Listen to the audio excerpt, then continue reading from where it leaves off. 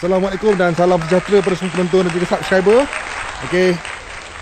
Menteri Kewangan telah bersuara Okey, apa yang disuarakan? Okey, aku ada rakam daripada laptop tadi. Korang tengok dulu nanti kita sembang balik. Tengok dulu. 55 tahun hanya mempunyai baki simpanan kurang dari RM10,000. Sebenarnya sebelum ni saya tak pernah sebut, tapi tanpa pengeluaran tersebut, kadar dividen bagi simpanan konvensional yang diumumkan KWSP bagi tahun 2021 sepatutnya boleh mencecah hingga 6.7% berbanding dengan 6.1% yang diumumkan baru-baru ini. Ini bermakna RM5.4 bilion dari segi dividen tambahan boleh diagihkan kepada semua ahli KWSP jika pengeluaran sebelum ini tidak dibuat. Kehilangan RM5.4 bilion dari dividen ini telah menyebabkan lebih kurang 5.3 juta ahli yang tidak pernah mengeluarkan wang simpanan mereka melalui mana-mana skim pengeluaran sebelum ini terpaksa menerima pulangan yang lebih rendah ke atas simpanan mereka. Saya ingin bertanya kepada yang berhormat sekalian yang juga mewakili pencarum yang tidak perlu mengeluarkan simpanan mereka, adakah ini adil? Kedua, sekiranya dibenarkan pengeluaran RM10,000 secara one-off, bilangan ahli yang layak membuat pengeluaran adalah dijangka seramai 6.3 juta ahli. Ini berkemungkinan melibatkan pengeluaran tambahan berjumlah sekurang-kurangnya RM63 bilion. Sekiranya pengeluaran tambahan dibenarkan, KWSP perlu melaksanakan penyimbangan portfolio dan impaknya mungkin lebih dari nilai pengeluaran berjumlah RM63 bilion.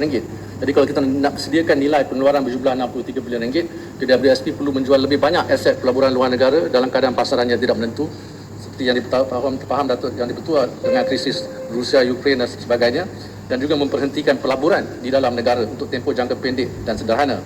Langkah ini akan terus memberi impak negatif kepada pasaran saham dan juga bond tempatan. Antara kesan buruk yang saya perlu sebut di sini dan belum pernah disebut adalah berlaku kepada pasaran bond tempatan ini, termasuklah kadar faedah Sekuriti Kerajaan Malaysia ataupun MGS yang telah meningkat dalam kadar purata 100 mata asas berbanding suku ketiga tahun 2020 dan menyebabkan kos pinjaman bagi kerajaan di masa hadapan meningkat dengan ketara serta kerugian portfolio bagi peserta-peserta pasaran. Sebagai contoh, bagi keseluruhan tahun 2021, jumlah pinjaman kasar bagi MGS ni RM83 bilion. Ini bermakna kerajaan menanggung tambahan bayaran faedah berjumlah RM830 juta setahun. Bayangkan nilai ini sepatutnya dapat digunakan bagi pelbagai program dan bantuan kewangan untuk rakyat. Jadi kenaikan lanjut kadar faedah ini juga akan menyebabkan kerugian yang lebih besar serta terus meningkatkan sentimen negatif peserta pasaran terhadap pasaran kewangan tempatan. Yang berhormat Menteri belum masa. Okey. Korang dah tengok, itu ialah satu kenyataan yang keluar daripada mulut Menteri Kewangan tentang one-off KWSP setelah diperjuangkan oleh ahli-ahli parlimen yang lain dengan selamba saja, itu saja yang keluar iaitu sukar kerana perlu mencairkan aset dan tidak adil bagi pencarum-pencarum lain yang tidak membuat pengeluaran akan dapat dividen yang sikit pada masa yang akan datang. Itu secara ringkas dia pada video yang korang tengok tadi. Tapi itulah adanya kita pun dah sedia maklum Menteri Kewangan pernah berkata sekiranya diluluskan one off KWSP, beliau akan meletak jawatan. Jadi semestinya lah beliau tidak akan mahu meletak jawatan. Letak jawatan ni akan membawa nama yang buruk lah pada seseorang individu apabila meletakkan jawatan. Dia tidak akan meletak jawatan dan kekal dengan pendiriannya untuk tidak meluluskan, tidak membenarkan, tidak bersetuju dengan pengeluaran one off KWSP.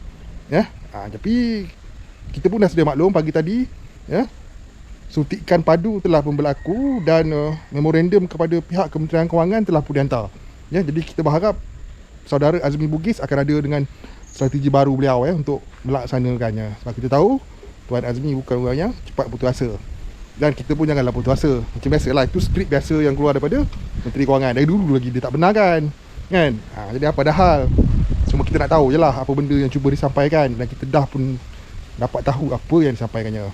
Baik, yang kita tunggu-tunggu, kita dah dapat jawapannya daripada mulut Menteri Kewangan. Tapi janganlah kita rasakan perjuangan tu dah berakhir. Sebab kita tengok pejuang KWSP kita pun masih bersemangat. So kita kena kekal semangat lah Aku pun dah agak dah, memang itu yang akan keluar. Memang tidak akan kata yes lah Nanti akan memberi kredit kepada parti yang baru menang pilihan raya. Kita pun faham benda ni semua soal politik belaka Okey, kita jumpa pada update-update yang akan datang. Subscribe dan lonceng pada yang belum. Bye-bye.